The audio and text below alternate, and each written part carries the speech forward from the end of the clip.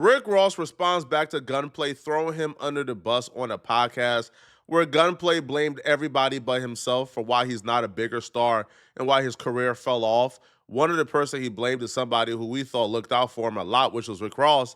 But apparently Gunplay threw Rick Ross under the bus, and Rick Ross was not happy about it whatsoever. We'll get back to the video shortly, but I wanted to let you guys know this video is being sponsored by Koshi. Koshi is an app where you can make money predicting current events. I put money on what the weather is going to be every day on Koshi. I check the weather app when I wake up. And really all I do is I look at what the highest temperature is going to be for the day. Then I go on Koshi and place a prediction on what I think the highest temperature is going to be for the day. I'll say probably 7 out of 10 times my weather prediction hits. Sometimes it doesn't hit. But if you want to get paid by predicting weather on a daily basis, you can do so on Koshi by clicking the link in my description and downloading the app and using code FLACO to get $10 on your first deposit. My next question is having to do with him. Yeah. But I wanted to, before we switch topics, was it hard for you, you know what I'm saying, juggling the streets and seeing all this money at this young age and pursuing rap, where a lot of time rap requires you to leave the streets alone to focus? Was it hard for you to juggle these two things? Oh yeah, for sure. Cause it just felt like this. I'm gonna be totally honest and transparent, my nigga. Like, you know what I'm saying? I ain't the type of nigga to sit here and sugarcoat shit.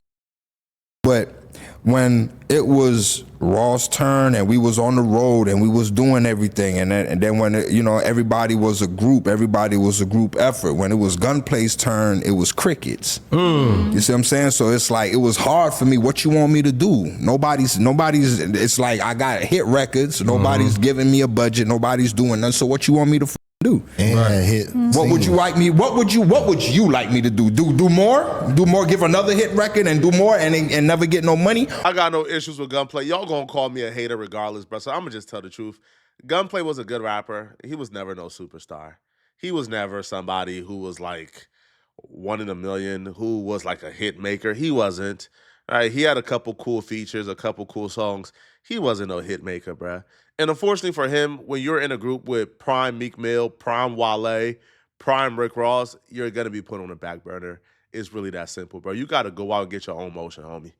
All right? You think Rick Ross is prioritizing you over a Meek album, over a Meek single, over a Wale single, over a Wale album?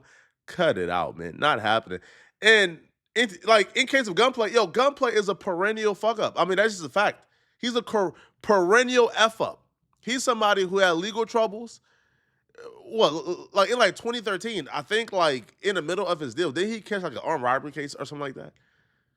Or he signed MMG in 2015. But nonetheless, though, man, all right, distributors, labels don't really want to give you a huge advance, don't really want to give you a huge budget, right? Because you are a perennial F up. And unfortunately, you only got yourself to blame. But during this entire interview, I didn't hear Gunplay say not once, I. It was always they. Or what you want me to see is go back in these streets and go ahead and tap these pockets, right? Like I have to do. You see what I'm saying? Like this is what I did. This is what I didn't want to do. Right. You see what I'm saying? But since don't understand and they want to be, okay, we don't know who Gunplay is. Nigga, give me that chain. Let me get all that because I'm back. You see what I'm saying? That was literally a cry for help for real when I look back and see that now. Yeah. You know what I'm saying? Let me get that. Right. Let me get that. So you showing them like I really would do this. Yeah, push me back in the street. So I mean, what you really want me to do? Like, I'm for everything. I was down for the program for over 10, 15 years. And it's my turn. And then nobody lifted a finger, made a phone call or nothing for the old boy. I understand cosigns aren't everything. Bro, you had the biggest cosign at the time where a cosign was somewhat necessary or a cosign was somewhat a thing. Nowadays, these kids can hop on TikTok and blow. But you had a cosign when cosigns were needed. You had Rick Ross, Meek Mill, and Wale. You just didn't seize the opportunity how you were supposed to. And that's okay. Not everybody can be a superstar. Right? But ultimately, it's your work ethic is why you're in a position that you're in right now.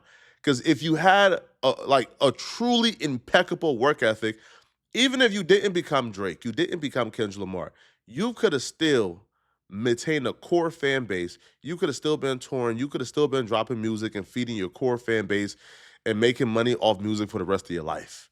You were impatient, you had a poor work ethic, and you had a lot of legal troubles, and you continue to have legal troubles. Who's gonna give like Gunplay a deal right now when they see like Gunplay is online getting in physical altercations with his baby mama? All right, who's gonna get in an altercation? So who's gonna give Gunplay money when they see the baby mama is accusing Gunplay of ramming into her car? Who's gonna give Gunplay advance like $1 million advance money? Be real with yourself. When they see Gunplay on camera trying to beat up a DJ for playing somebody else's song, be for real right now. Now they ask him, right? Has the industry ever done something to you that you can't say or that you never said? And his response just gave loser pause. Gave is like a woman term, but his response it reminded me of a loser. Right? He just complained, he whined about how everybody did him bad and everybody, but it was never his fault. He never did anything wrong. He did everything right, but somehow he still failed. You see what I'm saying? So what you want me to do? That's crazy because you had some killer features. Outside looking in. But then when you like, when I'm signed to a label like Maybach Music, I'm my hands tied. It's all up on the big dog. And then if he don't want to get me a budget, then he won't get me a budget. You and your boss aren't close anymore? I ain't gonna lie, like not really. As of lately, nah. I'm, you know what I mean. But y'all don't talk at all. Nah. Was there anything that the industry did to you that you've never publicly said out loud? Say that one more time. Was there anything that the industry did to you that you've never actually publicly said out loud? I mean, I could go in. I could guess. They had me. They had me selling my publishing. Basically sold my publishing for $50,000. They gave me $25,000 up front. We never did a second Triple C album for me to get the other $25,000, but I still ended up paying back $50,000. What? Yeah. These folks approached you and asked you to sell your publishing for $25,000, and you did it because you didn't have any faith in yourself. You had no hopes in yourself, so you did it. How is it the industry fault that you were dumb enough to sell your publishing for $25,000? You signed a contract, you honored the contract. How's it anybody's fault but yours that you didn't have the foresight to realize you shouldn't sell like your literal product, like your literal rights, like you shouldn't sell your literal creativity for $25,000 that's probably gonna last you a span of 3 weeks? Whose fault is that? Your fault. So I'm truly trying to be empathetic here and truly understand where he got effed over at, who effed him over. But the more he talks, the more, it's perfectly clear. He's the only one who effed himself over. Bro, you sold your publishing for $25,000 to probably buy a chain. Do better. TV, this is facts. And then my first album that I dropped, Matt Middleton and a named Megan Price that was managing me at the time, they thought I was cooked. Yeah. So what they did was amend my contracts. So my back end of $75,000 for my first album, it went to them. So I got for that. So Matt Middleton, Megan Price, and everybody who put potholes in my road to success. Thanks. Because when that karma knocking, I just hope that you dressed. You see what I'm saying? That's it, my nigga. Because it's crazy because you see that's wild how you front line. You played the soldier position, you know what I'm saying, when it came to MMG. Knew if you with Ross, you with Gunplay. It was just like you didn't have, if you gonna say some shit about this man gonna follow up. In the industry though, son. And then you get a hit record. I'm on the outside looking in. It just feels like once you get a hit, I can understand if you dropping duds. Can we stop this in media, man? Can we stop this? Just because you have somebody on your podcast don't mean you gotta lie to them, man. I see this too often, bruh. I see this too often. Like, for example, they will have, let's say, like an underground rapper on, right? Somebody we've never heard of. Then they say, hey, bro, you dropped 20 hits this year. Why do you feel like they don't put you in the same category as Drake and Kendrick Lamar? I mean, brother, you gave us two meteoric hits. It was international hits. And there's a dude like who got 2,000 subscribers on YouTube, got about 1,000 followers on SoundCloud, got about 120 monthly listeners on Spotify, but they will have this dude thinking he is Drake and Kendrick Lamar. You don't gotta play into somebody's illusion because they own your platform. Now, I don't know this, podcast like that, man. I'm sure they got a great show. I'm sure these brothers do great work. That's just my pet peeve. Because they saying, oh, Gunplay, oh, you drop hits. Oh, you drop some bangers and some hits. Now, we can understand why they didn't invest in you if you were dropping dubs, but you drop hits. Define a hit, bruh. Define a hit, bruh. Because your definition of a hit and my definition is a whole lot different. A hit to me is something that resonated. A hit to me is something that hit that Billboard charts. A hit to me is something that's undeniable. You know what a hit is. Like somebody dropping a record that's cool or you've seen a record that you like doesn't mean that it's a hit. We've seen a lot of records we like. I know rappers right now, right, with about like, I don't know, bruh, like 20 monthly listeners that got a song that I F with. They not hits. You know why it ain't? Because it hasn't resonated with the masses. But they just continue to feed into like Gunplay's like delusion, man. And it's just, I don't know, bro. It gets sickening. And then Gunplay begins to throw probably the only person I believe looked out for Gunplay in his career, which was Rick Ross. He begins to throw Rick Ross under the bus. And then your man like, bro, this just ain't it, dog. We had yams. You gotta keep working. We had yams, straight yams. That was the first one. That was my first like record that everybody, come on now, you know what I'm saying? It didn't make the Deeper Than Rap album. I was told to put on that on that record to put shout out Deeper Than Rap. Promoting the album, thinking it's gonna be on the album. Nah, that was just promoting the album. Thank you. Going about your business. You see what I'm saying? So that was the first one. And the next one was I get called 1:30 in the morning. Never forget it. The fat boy called me and say, yo, I got a record for you to get on. Ironically, it's called Nobody's Favorite. And it ironically just happened to be everybody's favorite. The label was even asking, when are we shooting the video? It took them 5 months to shoot it. And even though it was like the most played on it, and Yvette, shout out to Yvette, she just kept trying to push for me. But at the end of the day, he said he wanted it to be a street single. That's what Yvette told me. So I was like, okay, he wanted to stay in the streets. So there's, all right. So that was the fourth time. And after that, it's just like, Nigga. During that time when it was you, Ross, Meek, Wale, Stally, Torch, like, what do you remember most from that time working with all these guys? And all these guys. I'm gonna be honest again, dog. I hate being honest, dog. Be honest. That's why people love you. I just couldn't understand why I didn't get a deal.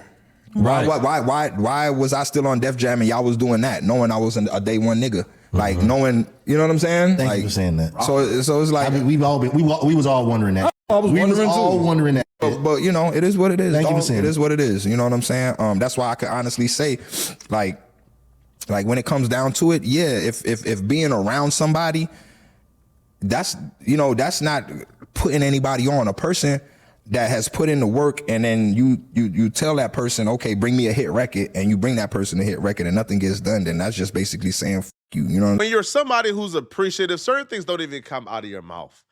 Things like, yeah, I mean, being around him helped, but like, was it really, really helping? Yo, when you're appreciative, bruh, when you're somebody who got put on, who got helped, who got through alley-oops by somebody, if somebody gives me an opportunity once, I don't care what happened with us. I'm never going against you, man. You gave me an opportunity. I'm never saying, man, well, in retrospect, that opportunity wasn't nah, bruh. When you helped me when you didn't need to, you thorough. But Lefty Gunplay and Gunplay just stuck in my head for some reason. Gunplay, not Lefty Gunplay. Gunplay, right? So Ross responded back to Gunplay, and Ross just told the truth. Gunplay dragged Ross for an hour, and Ross just came back with a couple minutes, and now it's looking bad for Gunplay.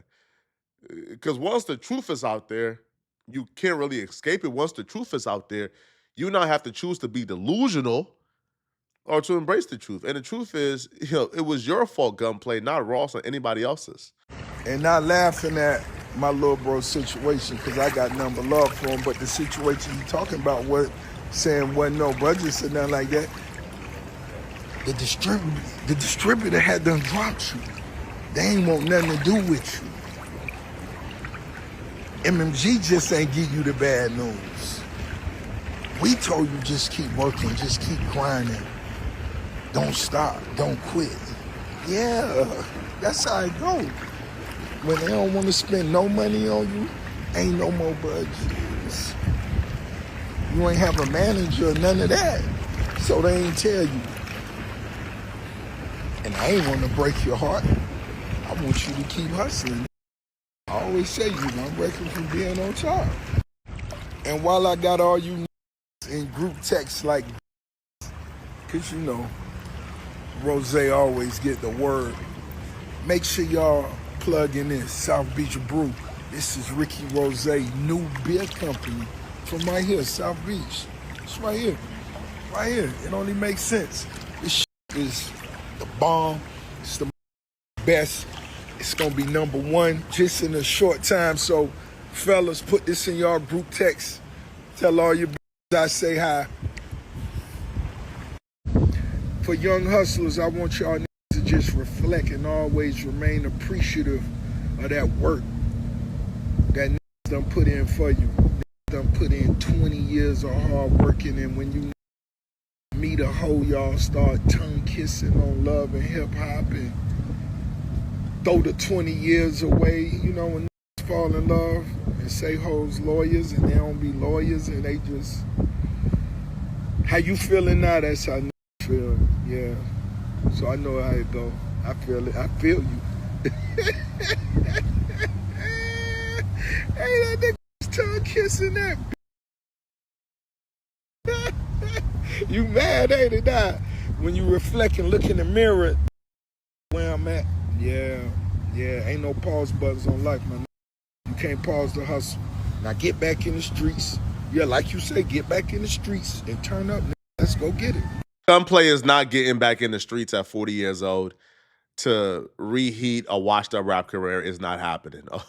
Okay. But that's part of the problem too. Ageism is a thing in our culture, right? When somebody is 40, we say they done. When in actuality, like, Gunplay is probably the best he's ever been at rapping right now. And I haven't heard a Gunplay song in I don't know how long, but I would imagine as you get older, you get better at the thing you've been doing for decades. So he's probably, the best at rapping he's ever been. But unfortunately for our culture, when you get up there in age, nobody trying to F with you, man. All right, but let me know in the comment section what y'all think, man. Again, I'm not, 100% right about everything. So if you guys think I'm wrong, then definitely challenge me in the comment section respectfully. I'm gonna see you guys in this next video. Okay, right here, click on this video right here to find out how exactly 50 Cent just ruined Papoose day. Right, he exposed uh Papoose wife Clarissa Shields for apparently cheating on him. Click on this video right here to find out what I'm talking about. And if you enjoy my content and want to show support, then click on the hype button below this video and send me a hype. Is 100% free and it helps push my videos in the algorithm. So send me a hype. I'm gonna see you guys in this 50 Cent and Papoose video. Out of here, folks. Peace.